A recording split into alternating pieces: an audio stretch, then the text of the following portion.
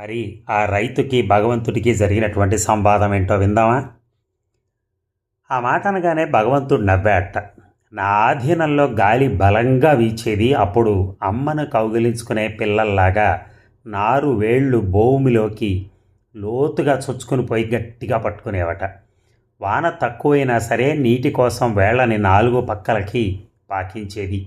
పోరాటం అంటూ ఉంటేనే చెట్లు తమను కాపాడుకోవటం కోసం బలంగా పెరుగుతాయి.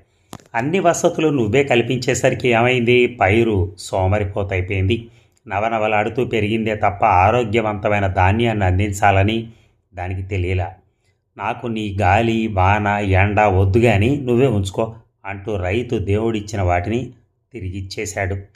జీవితంలో అన్నీ చక్కగా అమరిపోతే అంతకన్నా విసుగు శూన్యం వేరే ఉండదు. కష్టాలు మిమ్మల్ని అదిమేటప్పుడే మీలో చాకచక్యం మరింత పెరుగుతుంది. సవాళ్లే మనిషికి పరిపూర్ణతనిస్తాయి. నేటి తరం పిల్లలని తల్లిదండ్రులు కూడా ఇలా చేసే సోమరుల్ని చేస్తున్నారు.